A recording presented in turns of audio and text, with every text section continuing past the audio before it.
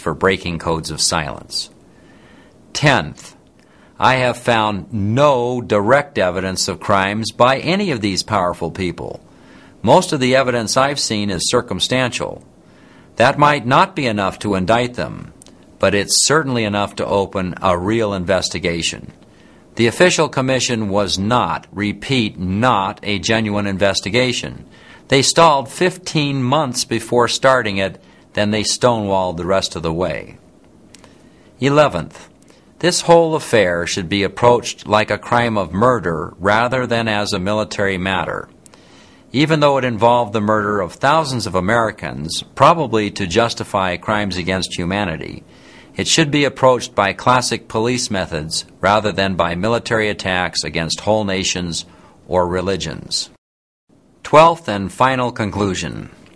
The Truth and Reconciliation model for conflict resolution is a far more valuable method here than the Global War Against Terrorism method, or any method with global war in the title.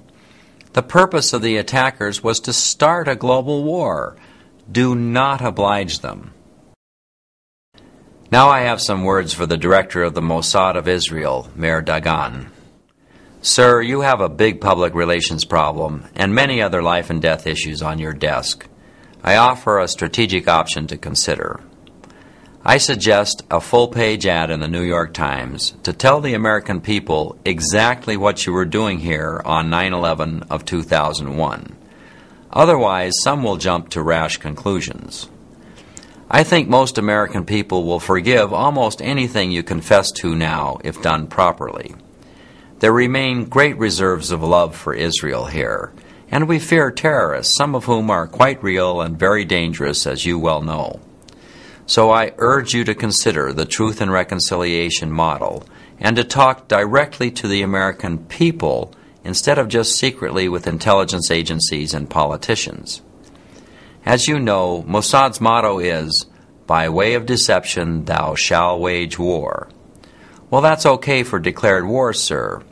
But right now, I think that Mossad and Israel have more than enough enemies, so I recommend you start making more friends instead.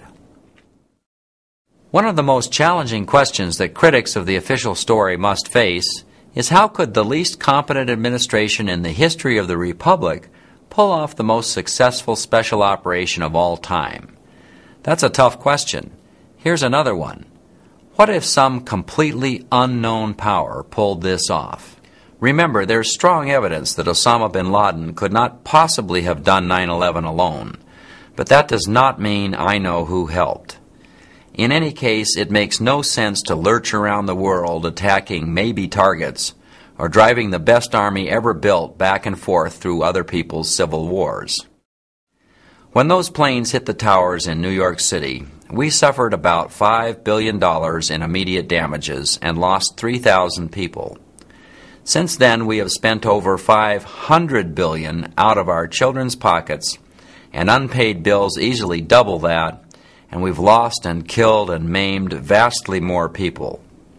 Our reputation as a world leader has been ruined by rationalizing torture and kidnapping people anywhere we please, so even longtime allies are learning to fear and hate us.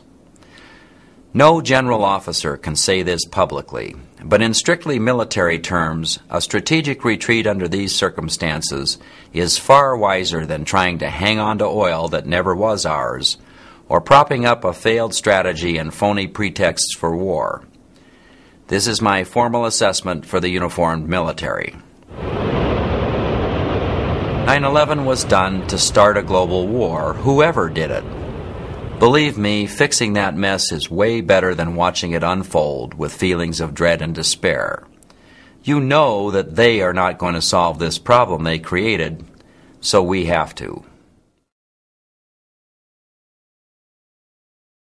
Big problems require serious solutions. For starters, anyone can copy this video and show it to others. When a free country faces difficult problems, education is always part of the solution. If you want to help your country and the world, you could review websites on 9/11 for accuracy. People need help to learn which sites are high quality, which are junk, and which are propaganda. Major media in America are more controlled than many realize, mostly by money. But there are still ways ordinary people can express themselves, and letters to the editors of newspapers are among the best. If you don't know how, we have a simple guide on our website at gzmn.org. Covert operations rely on public ignorance, so the best defense is public education. Good education can be amazingly powerful at revealing lies. One thing anyone might do is sponsor a public education event. Go to our website to find out how, or just do an event of your own. Another thing any American can do is lobby your Congress or help a politician you believe in. The tools of democracy are there for you to express your opinion and to try to set things right, even after disasters like 9/11.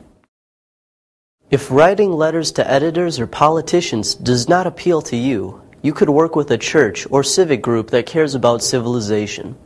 There are many goodwill groups in any town that are eager for help from new members, and especially from the young. You might start a foreign policy club at your church or school. It takes real time to figure this puzzle out, but 9/11 is an important puzzle if young people in America want to have a positive future. Education is important to solving problems like these, but it is not enough. People must go out and do things too, because political forces this evil do not respond well to begging and pleading. So first learn, but then go do something useful. There are many other things youth can do to help us survive this crisis. You could work on human rights, the environment, or on energy issues, since access to oil and energy run right through 9/11. You might help grow independent media that speak truth to power.